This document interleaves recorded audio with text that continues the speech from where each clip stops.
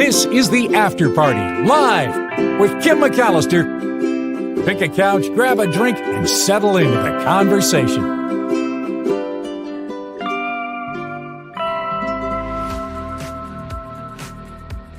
This is The After Party live on a Trivia Thursday. Thank you for being here. And thank you for answering my new quiz that I just put up, my new little poll. I know, I'm really excited about it. I think Tony has taught me to do something, and that is show you guys, I can show you the poll. Here it is. I don't know. He taught me a better way than this, but here's what I've got. So here's the poll, and here are your answers right now. When should we do trivia? All right. Is it going to be at the start? 17% said at the start. After a couple stories, 50% said after a couple of stories. In the middle, 21%. And at the end, a dismal 12%. All right. So it looks like after a couple stories, we'll do trivia. This is an exciting poll. Keep answering. I'll look at it at the end, and that'll kind of guide me going forward for when we do trivia, because I like a democracy and I like to know what you think. And so I love that you are weighing in this way. I saw a couple of people concerned about our members of our community in the chat. And you're looking for Rhonda and you're looking for Trevor. And it's true, I haven't seen Trevor Starr from Hollywood in a while. And I also haven't seen Rhonda. So I will check in on both of them. Thank you. And that's what I love about this community, is kind of we're all here taking care of each other and looking forward to meeting with each other. So thank you. I know. Okay, after drinks. I love the answer from Phineas.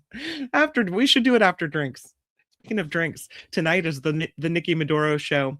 It is at 5 p.m. Pacific, and it is cocktails and mocktails and politics. And if you haven't set your alarm on your phone for that, please do, because I'd love for you to join us. It is the Nikki Maduro show, 5 p.m. Pacific. That is today.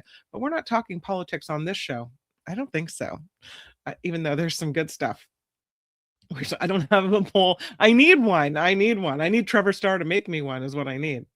All right. Oh no. Yeah, well, I'll look into it. I'll email. I have some email addresses from people, and I'll email and make sure everybody's okay. All right. Let's jump into the stories then, so that we can make our way to trivia, which I know everybody is interested in. I hope I did a good job on trivia today. The questions were hard for me, but usually if they're hard for me, it means they're good for you guys, because I think all of you guys are smarter than I am. I don't know. Who wants a copy of the Declaration of Independence? Anybody? No? I mean, somebody still thinks it's, the foundation of America, right? Somebody still respects the documents that the nation is founded on. This is a rare copy of the Declaration of Independence. There are 175 so-called broadside copies of this document that are believed to exist. This is one of them. It's going to be really expensive too. It's offered by Golden Auction. This was originally printed and distributed so that colonists would be able to read the Second Continental Congress's argument for separating from Great Britain in July of 1776. So this copy of the Declaration of Independence is part of a collection of more than 400 historic items. It is scheduled to go up for auction in May, and will coincide with the 250th anniversary of the American independence. You might not, though, recognize this version. Instead of a carefully handwritten piece of parchment or an engrossed copy, this one is one of the few surviving broadside editions, and that means it's a large, single-sided page of printed material, because at the time, this was one of the easiest and most popular ways to spread public information. This is how they did it. Here we have YouTube. Back then, they had the broadside. In this case, Declaration of Independence broadsides were distributed throughout the colonies right after the original document was signed. The copies were read at town gatherings. They were posted in public forums to raise awareness of their cause to win people over to the idea of separating from Great Britain. This broadside headed to auction does not include a specific printer's mark, but they think because of the contextual details they have noted on the document that it can be traced back to a publisher in Exeter, New Hampshire. And again, about 125 July of 1776 broadsides are known to still exist today, but there are only 10 examples of this specific edition of the broadside.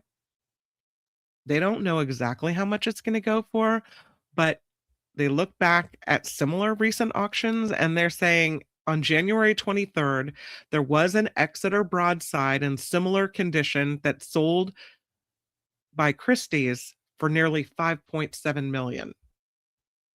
So it's a, as we all know, remarkable historical document. But it is also, you know, a classic piece of our history, this particular page. Yeah. We'll see. I'll keep my eye on it. We'll see how much it sells for, this Declaration of Independence. What else I saw? You know what's happening over in Fremont? Yep. They are going to stop building Teslas at the Fremont Tesla factory, and instead they're going to build 1 million Optimus robots a year at the Fremont factory. It's going to be a robot. Then I'm getting flashes of what's that Will Smith movie with all the robots coming out of warehouses? Yeah, I don't know. So the Model X and the Model S's and Sam vehicles are going to not be built at the Fremont factory anymore. Tesla's going to stop that.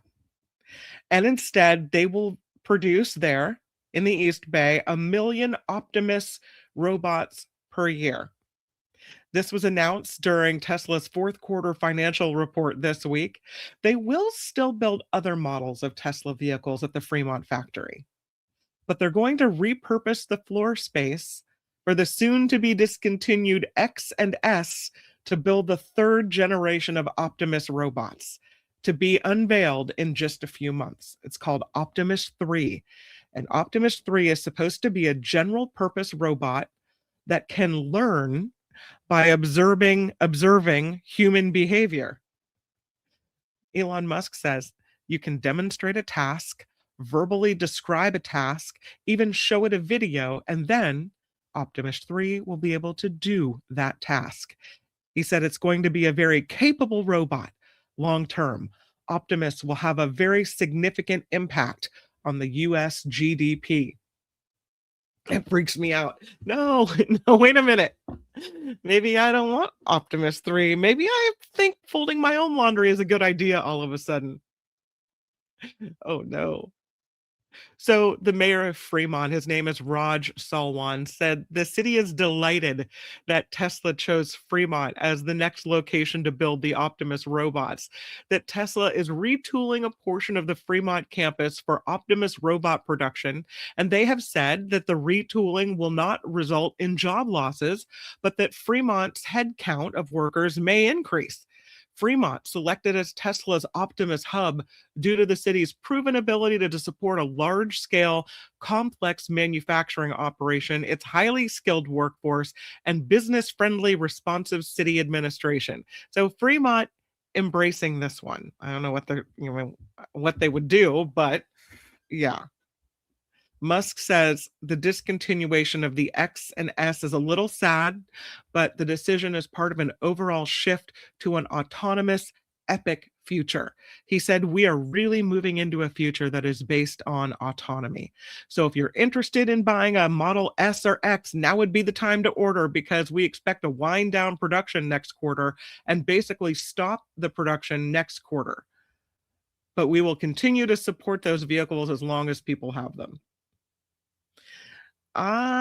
Yeah. So they still have the infrastructure to build cars in Fremont, but now we're going to get Optimus 3, which is a freaky looking robot with no face. I don't know. What do you think? Good idea? Good that the Bay Area was selected for this? I don't know. Just buy a Prius and a Roomba, says Rev P. No job losses, says Ren. Everything I've read has the tech billionaires desiring robots doing all the jobs. There you go, autonomy. Yeah, and that's the thing. They say no job losses, but he just said in that article, you show it a task and it will do the task. So the humans build a few robots, the humans show the robot how to do the task that they did, boom, human out of a job. I mean, it seems like that to me. And if not, then maybe Optimus 3 isn't as good as you said it was. I don't know. Jennifer says, so that lie about their hamburger flipping robots? Is this the beta version he gets to test on humans? Will they be programmed with Asimov's 3 laws? You have to tell me what the laws are. I don't know. I haven't read it. Not sure. No harm to humans, please, says Gordon. That would be the general hope, right? Wes says the reason they're doing the robot builds there is because Silicon Valley has the best roboticists in the country.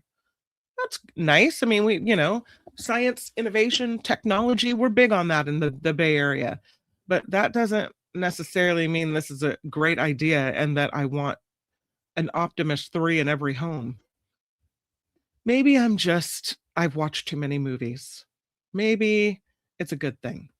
Agent Kitty Feet says they're ramping up human labor now to develop the robot. Once it works as planned, layoffs. That would make sense to me.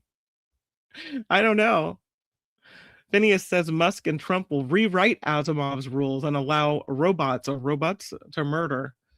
I guess. Then, you could say the robots just went a little rogue. You wouldn't be able to, I know we don't do politics here. You wouldn't be able to blame ICE.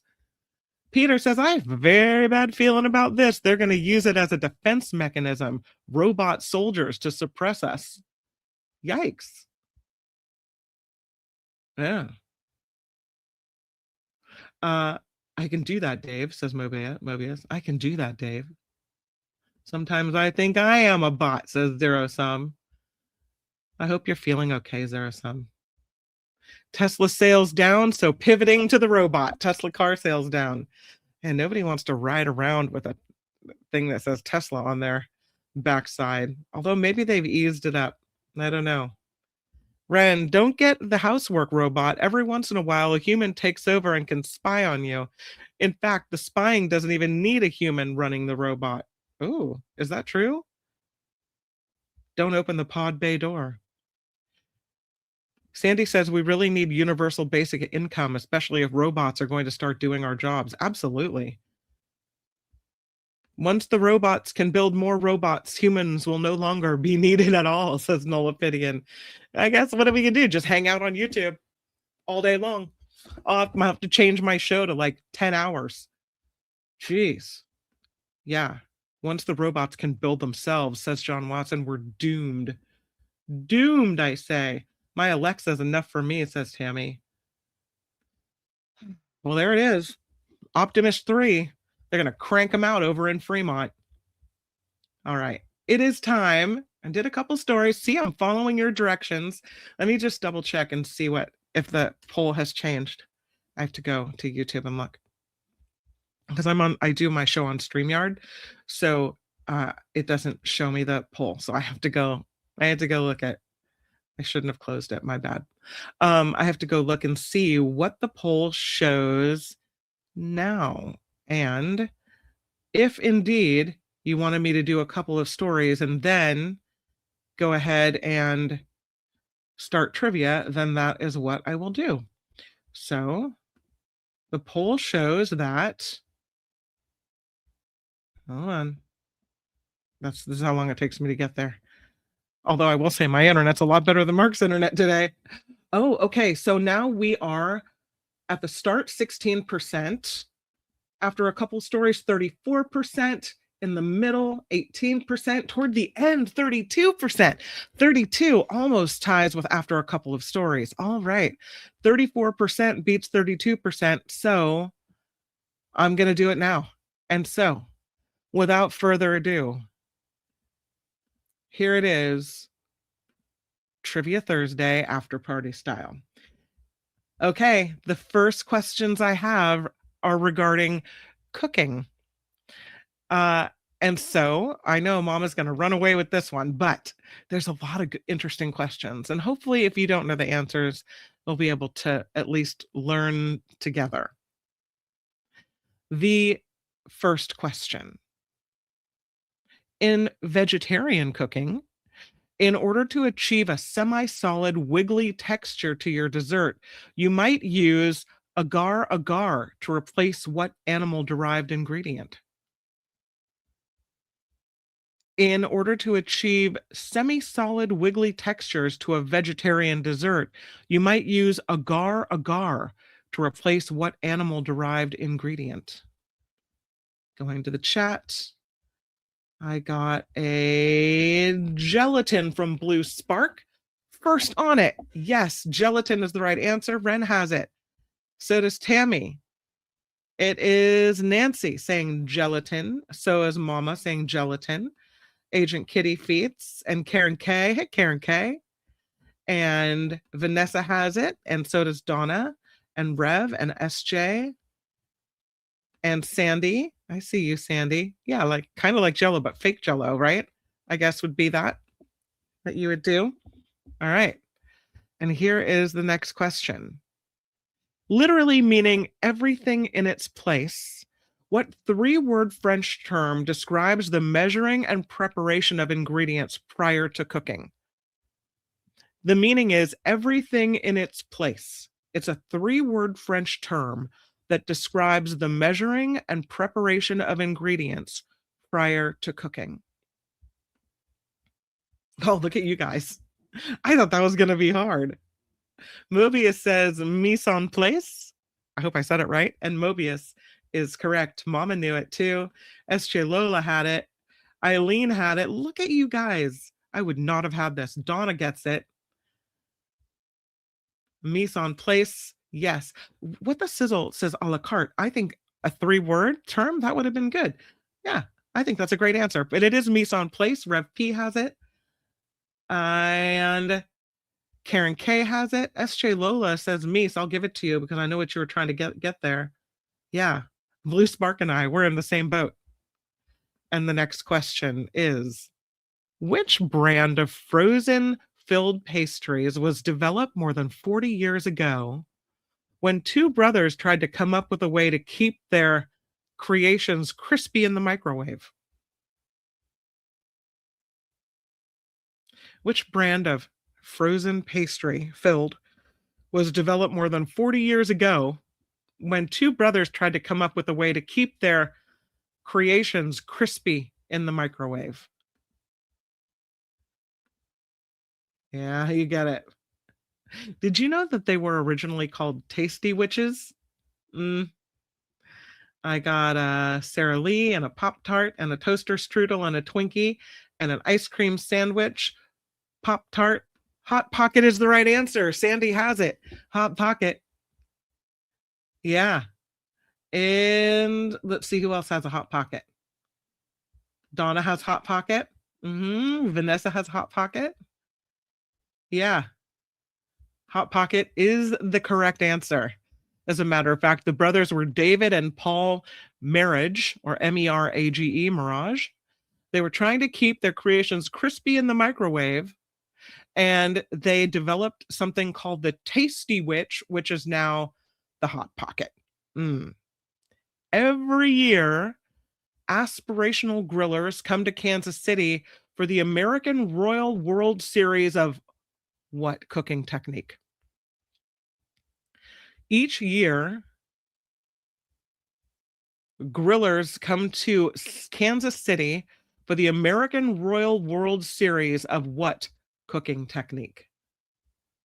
Yeah. Mama says barbecue. And barbecue would be correct. Good job, Mama. Good job, John Watson. And Tammy and Deidre and Blue Spark and Eileen. You guys, Rev P, Nancy, Ren, Donna has it. Vanessa, Jennifer. Sandy has it. What the Sizzle has it. Phineas says ribs. I'll give it to you. That's barbecue, right? SJ has it in Ophidian. Good job. All right. Next question. In Turkish, Greek, and Middle Eastern cooking, a selection of hot and cold dishes, typically served in an hors d'oeuvre, is known by what four-letter name? In Turkish, Greek, and Middle Eastern cooking, a selection of hot and cold dishes, typically served as an hors d'oeuvre, is known by what four-letter name? This I would have had no idea. I'll give you more time to answer. Okay, I will. I'll read the question one more time. I'm sorry.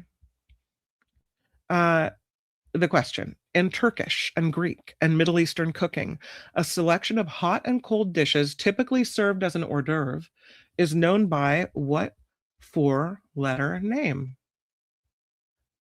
And it is not a shish kebab, but it is a meze. SJ Lola throwing it down.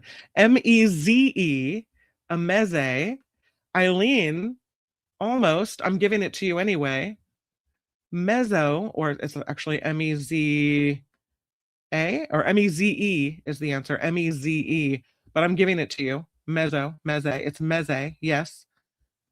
Karen K has it. And I had an extra Z in my answer. That's okay. I wouldn't have had it at all. So look at you go. Easy trivia. Yikes. Some are easy, some are not. I mean, the barbecue is easy, right? Okay. Next question. What is the name of the spice blend in French cooking composed of fennel, marjoram, parsley, rosemary, tarragon, and thyme? The name for this blend comes from a region in France.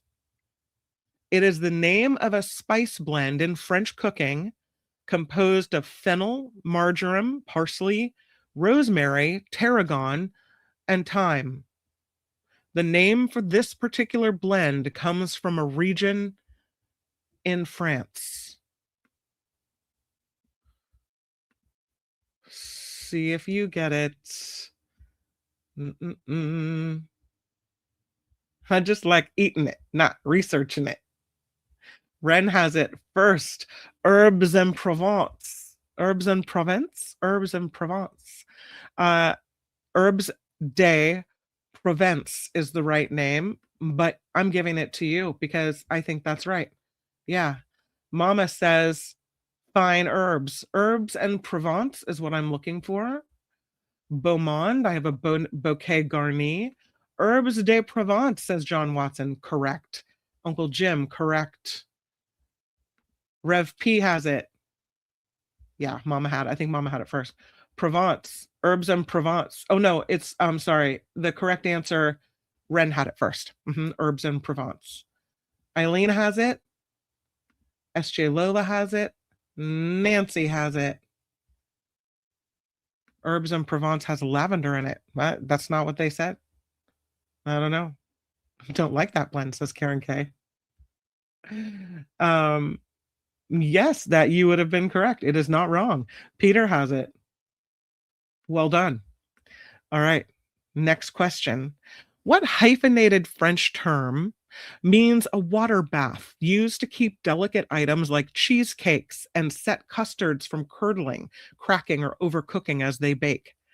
This is a hyphenated French term, and it means a water bath. And it's used to keep delicate items like cheesecakes and to set custards and keep them from curdling, cracking, or overcooking as they bake. Now let's say you. I see it. Phineas says it's a bidet. I think that's for after you eat. Mama has it though. She says bain marie, and that is correct. SJ Lola says Bain, yes. Bain Marie says Eileen, correct. Bain Marie, Mobius says that is right. Ren has it as well. So does Peter McLaren. McLaren? McLaren. SJ has it. And Karen K has it. And so does ZX have it. And Noble Francais says Phineas. Sometimes it's Blue Spark. I think the French have a different word for everything. I think that's the whole point of the language. Absolutely. I'm just here for the bagels and cream cheese. All right, next one. Nodding to the cooking technique, the full-service Brazilian steakhouse chain Fogo de Chão has a name that means what open thing? Fogo de Chão has a name that means what open thing? It's a nod to their cooking technique. Brazilian steakhouse. Their name is Fogo de Chão. Hopefully I'm saying it right. They have a name that means what open thing? Hold on. Meat you can eat, says Peter. Ooh, Eileen learned about the Bain Marie from the British Bake Off. I learned about Bain Marie from my husband because he's a bit of a cook out there in the kitchen. Open flame, says Ren, and Ren is correct. Ren, you're on fire, my friend. Open flame, open fire. I'll take it. Yes, JT. Open flame, says Mama. Absolutely. Luis says flame. Zipper is open. Wait, what? Fire, says Agent Kitty Feets. This is correct. You guys are funny. Hot something. Sure, why not? Phineas says flame. Open flame. Fire, says Zero Sum. It is an open fire. Yeah, open fire. Nancy says open fire. Fuego, says Rev P. That is correct. Nullifidian has it. And okay. All right. The next question. The New York Times cooking section caused culinary controversy in 2018 when it suggested adding what green ingredient to your guacamole recipe for intense sweetness and chunky texture. The New York Times cooking section caused culinary controversy in 2018 when it suggested adding what green ingredient to your guacamole recipe for intense sweetness and chunky texture. I love this ingredient, but I don't know if I want it in my guacamole. I got an apples and a spinach and a cilantro. I got a kale. Oh, hell no, says Peter McLaren. Cilantro. I got a mint, but Donna Holm is correct. It's peas. They said you should add peas to guacamole to make it sweet and chunky. No, thank you. Donna Holm has the correct answer. Anybody else with peas? Yeah. Well done. Who knew? See, you go away with this knowledge now. There's a town in the Peloponnese region of Greece with a namesake food item known for its purple color and smooth, meaty texture. What is this fruit? There's a town in the Peloponnese region of Greece with a namesake food item known for its purple color and its smooth, meaty texture. What is this fruit?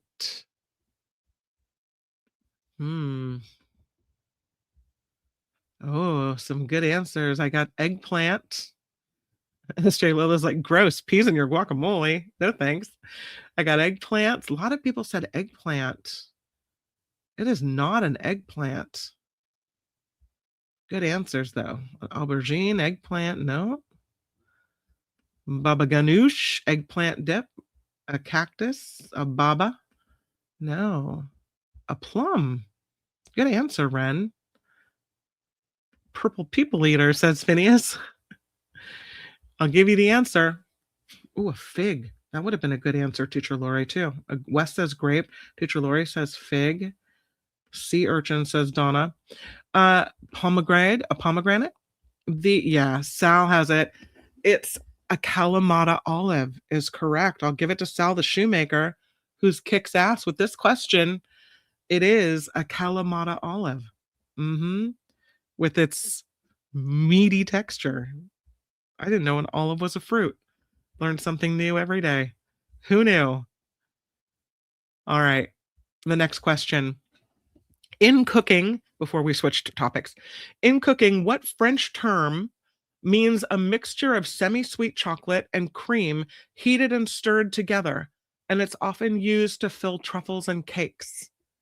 This is a French term, and it means a mixture of semi-sweet chocolate and cream heated and stirred together. Often used to fill truffles and cakes. French term is what I'm looking for. And you guys knew it. I got the first answer. Mobius says it's a ganache, and that is true. Mama says ganache. Yes. Deidre has it. Ren has it. Blue Spark, Eileen, SJ Lola, Nancy has it. Donna has it. Karen K has it. I see you, Rev, and ZX, and Agent Kitty Feets. JT has it too. Peter has it. Pure deliciousness, says SJ Lola.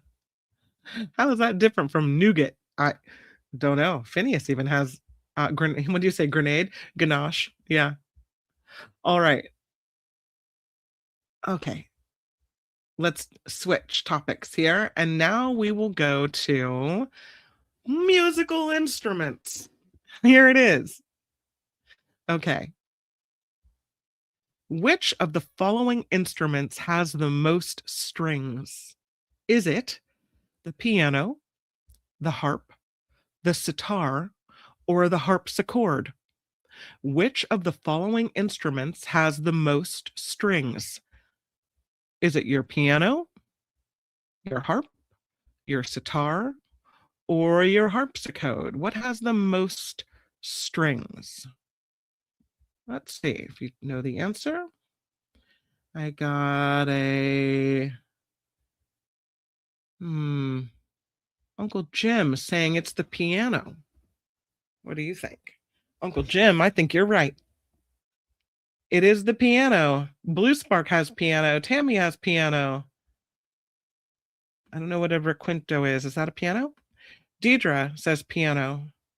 And Cameo says piano. And so does Jennifer L. and Wes and John. Got a few harps in here. Piano, says Nancy. That is correct. And Chris H has piano. And so does Mobius and Vanessa. Good job. Peter has it. Gotta be piano, says Sal and Teacher Lori. Yep. And Julia put you up to this. No, but I was looking up desserts when I found cooking trivia, because you know why. Best dessert I've ever had in my life, the Snickers cupcake cake from sweet106bakery.com. And I am not even joking. Not even joking. I did not expect that to be so good. All right, next question. The Indian tabla, T-A-B-L-A, don't look it up, is a kind of what? The Indian tabla is a kind of what? Is it a drum, a flute, a xylophone, or a string instrument? The Indian tabla is what? Is it a drum, a flute, a xylophone, or a string instrument? The Indian tabla is a what? I do. It's the truth, Phineas. Rev P says it's a drum. Rev P is on it. Yes, that's true. Wonderful. Uncle Jim says drum. Nullifidian says drum. So does Mindy and Sandy and Cameo and Eileen. Mama has it. John has it. SJ. It is a drum, says Wes. That is correct. And JT has it. And so does Ren and ZX and Mobius and Donna. Not fair. I play the tabla. Do you really? Send me a video. I want a video that I can run of that. That's awesome. Nancy knew it was as well. All right. Next question. Which of the following is not a real type of saxophone? Which of the following is not a real type of saxophone? Is it sopranino saxophone, sopranissimo saxophone, contratenor saxophone, or subcontrabass saxophone? One of these things is not like the other. Which of the following is not a real type of saxophone? Sopranino saxophone, sopranissimo saxophone, contratenor saxophone, or subcontrabass saxophone? I would not know. And so I have to look up the answer. And the answer is, oh, good. I'm not the only one that didn't know this one. Thank goodness. I can hear my husband yelling from the kitchen. I live with a sax player, says Deidre. Sopranino, says Cameo. The last one. Sopranissimo. Sopranista. The first one. The last one. Sopranissimo. Contratenor, says John Watson. Okay, the answer is contratenor saxophone. That is not real. Which of the following is not a real type of saxophone? The answer is the contratenor saxophone is not a real saxophone. Did anybody say the contratenor? I think John Watson did, and that is correct. Absolutely. Yeah. Wow, musical instrument trivia gets people heated at my house. There's people yelling out there. That's crazy. What country does the darbuka originate from? You've heard of the darbuka, of course. What country does the darbuka originate from? Anybody play the darbuka?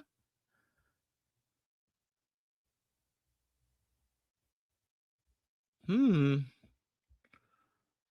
darbuka. Where does it come from? I got a Nigeria. I got an Australia. Darbuka land, says John Watson. That might be the best answer of the day. I got a Kenya. I got an Africa. I got a Morocco. A little closer. I got a Kenya. Djibouti. Did you know? Kenya, New Zealand, Africa, Darbukistan, says Sal the Shoemaker. Wherever Frau Bruca is from. The answer to this question is Egypt. The darbuka is from Egypt. The next question. Which of the following instruments could Mozart not play? Which of the following instruments could Mozart not play? Was it the harp, the bassoon, the trumpet, or the flute? Which of the following instruments could Mozart not play? Harp, bassoon, trumpet, flute. Mozart could not play the banjo, says Ren. Trumpet, says Deidre. Trumpet, says Cameo. Bassoon, says Uncle Jim. Harp, trumpet. Harp, trumpet, bassoon, trumpet. We got a trumpet. We got a bassoon. They didn't have them back then. I do believe they actually did. It's been around for a long time. I'm a bassoon expert now that my daughter plays it. Kazoo, bagpipes, bassoon. Here's the crazy answer to this question. Mozart could not play the flute. Crazy, right? Because that seems like the easiest one, at least to me. That my daughter started on the flute and then went, down the path of all the woodwind instruments or what have you. Flute. He could not play the flute. Who knew? All right. Here we go. Here's some more questions for you. The banjo was brought to America by who or whom? The banjo was brought to America by whom? Speaking of banjos. He wrote the magic flute. Couldn't play it though. Right?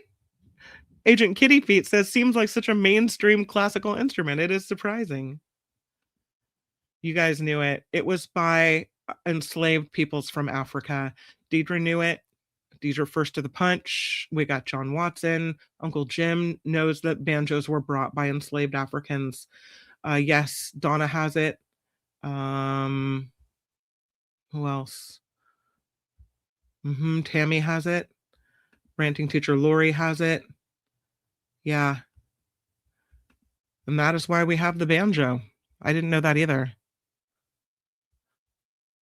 The trumpet is the loudest instrument in the orchestra. True or false?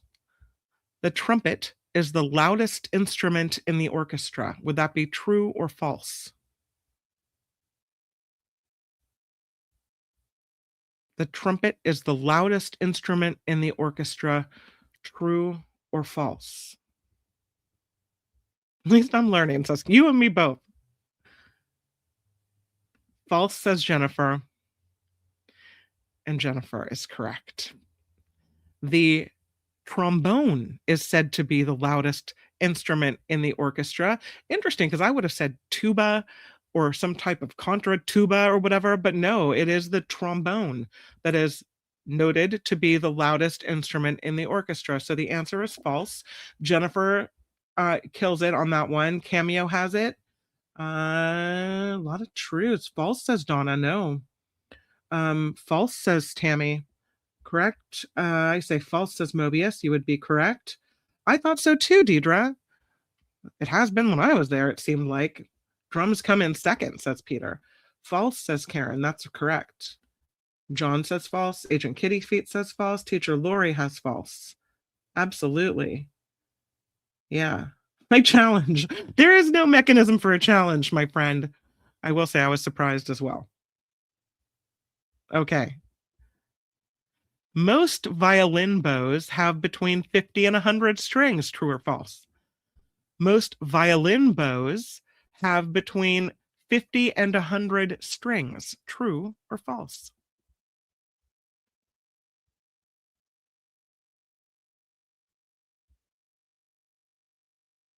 I got a true. I got a false. I got a false.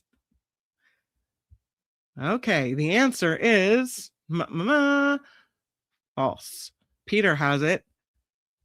Most violin bows do not have between 50 and 100 strings. They have between 150 and 200 hairs is what they have. False is the answer. Peter has it first. So does Chris and Mobius and Vanessa and Ren. Jennifer said false. It's hairs. She knew.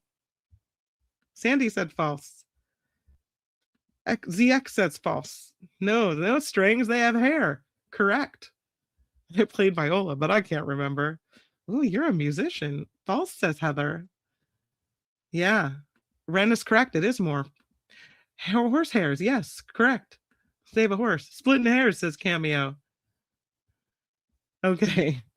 The next question. Although he is considered one of the greatest composers of all time, Tchaikovsky was not particularly proficient in playing any instrument. True or false? Can you imagine writing music and not being able to play any instruments? Although he is considered one of the greatest composers of all time, Tchaikovsky was not particularly proficient in playing any instrument. Is that true or is that false? And that would be true. Gordon says true, and it is true. Peter has it. Cameo, Tammy, Sandy, Nancy, Jennifer L, Ren. It is true, says Mama, and Vanessa, and Ren, and Donna, and Nullifidian, and Eileen plays the canon. True, says Teacher Lori. True-ish, says John Watson. Okay. The next question. What is the highest pitched drum on a standard drum kit? What is the highest pitched drum on a standard drum kit?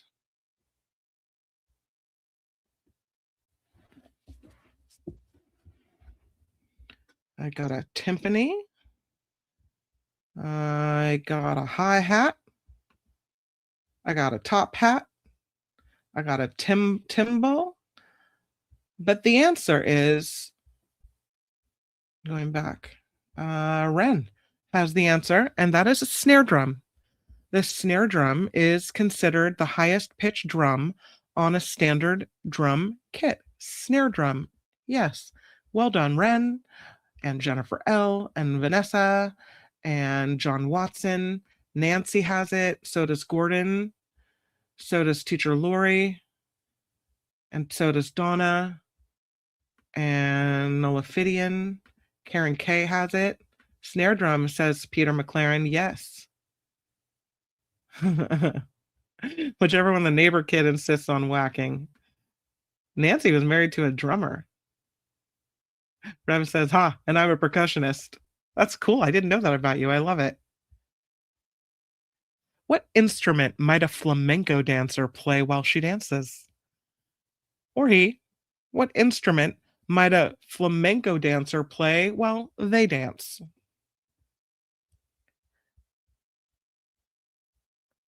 What instrument might a flamenco dancer play while they dance? And the answer is, see what we get. Castanets is correct. John Watson, first to the punch. Absolutely. Sandy has it as well. Deidre has it. See, you do know something about this category. Peter has it. Tammy has it. Nolafidian has it. So does Chris. So does Jennifer and Agent Kitty Feets and Donna. Eileen has it. So does Blue Spark. Luis has it. Finger symbols. Kind of castanets, right? I don't know, kind of. Sal Castanetta. A friend of mine, actually. Mama says castanets. That is correct. Nancy has it. Those finger thingies. Gordon has it. That is correct. What is a bass bassoon called? It's going to be Julia's next instrument that's going to cost me millions of dollars. What is the bass bassoon called?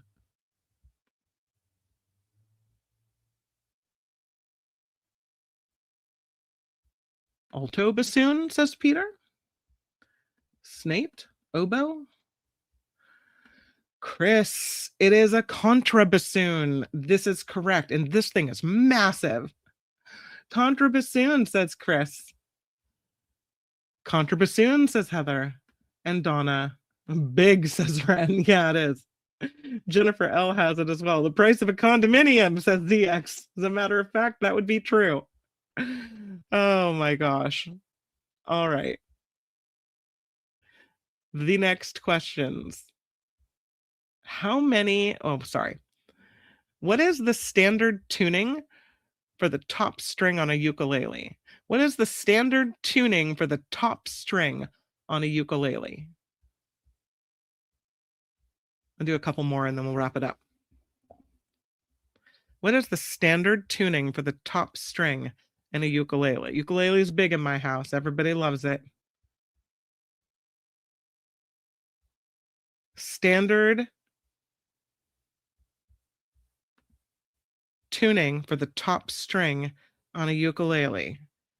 I got a C, an A, a C, an A, an E, an A, a K, B flat. Was that right? A D, an I don't know, and I have no idea, an A, a B. Oh, this is going to be a mutiny. The answer is G. The standard tuning for the top string on a ukulele is G. According to this trivia, and there is no challenge process here at the After Party Live. Next question. What is the solo instrument in the Jaws theme? What is the solo instrument used in the Jaws theme?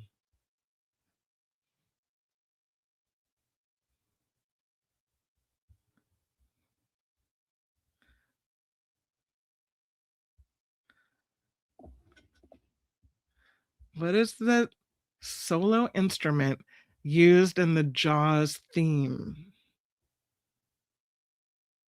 What instrument did they use? It was not a bassoon, not even a contrabassoon, not a cello, not a bassoon, not a violin, not a string bass, not a double bass. Not a cello. Not an alto violin. Think about it. Bottom, bottom, bass. Never going to be on Jeopardy. You and me. That's why we do it here. Trombone, says Donna. The answer, Eileen has it. It is a tuba. It is a tuba. I did not know that either. The solo instrument in the Jaws theme is a tuba. Yes, ma'am.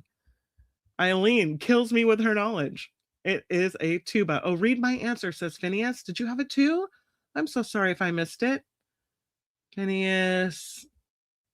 No, I don't see that you had it. I could be wrong. Sorry. Okay. We'll move on. Used to play the tuba, says Nolaphidian. My husband used to play the tuba too. Yeah. Okay, the next question, and this might be the last one. What is the flexible center of an accordion called? What is the flexible center of an accordion called?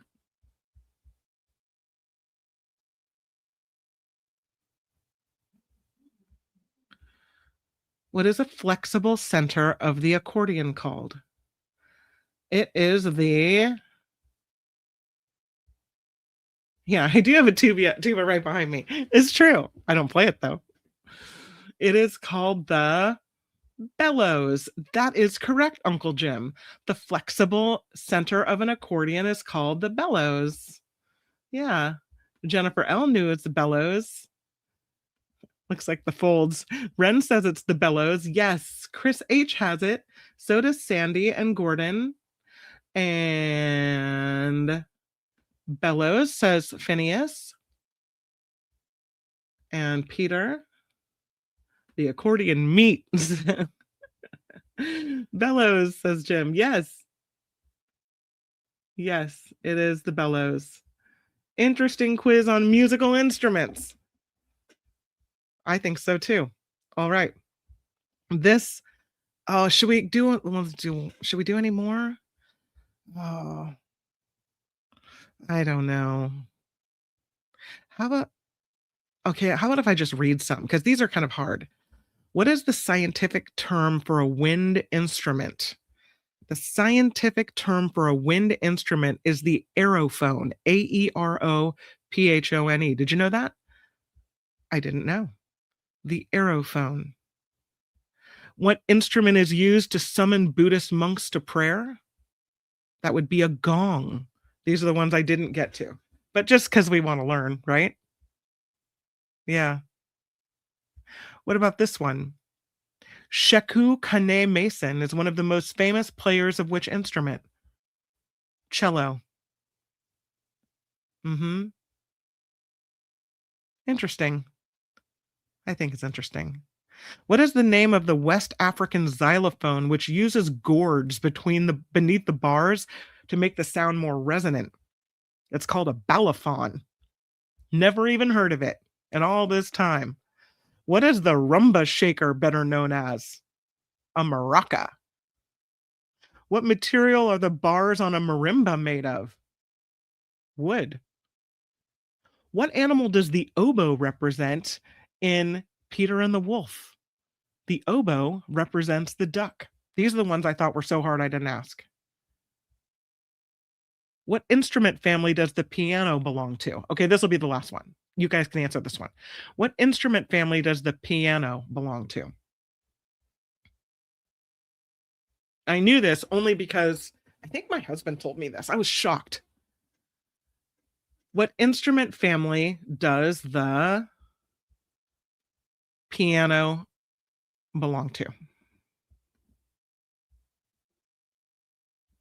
I would have thought strings, right? Strings, harpsichord. Uncle Jim knows it's percussion because you beat on the keys or you bang on the keys, right? You have to push on something. You have to, percussion. John Watson knows it's percussion. And who else has percussion? Nolaphidian. Blue Spark has percussion. Heather has it. So does Eileen. So does Donna. So does Teacher Lori. So does Chris Holm. Yeah. Awesome. Okay.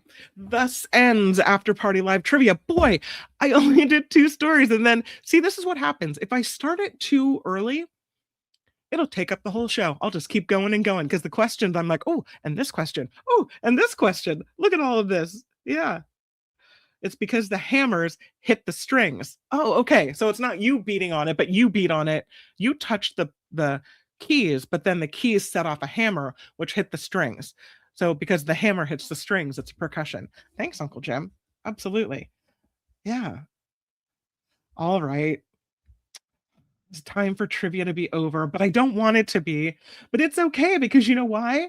Because we still get to do more together today. And this brings me great joy because the Nikki Maduro show will be on YouTube at 5 p.m. Pacific. I will be there. Nikki will be there. Will you? Come on and join us. Set an alarm, 5 p.m. Pacific.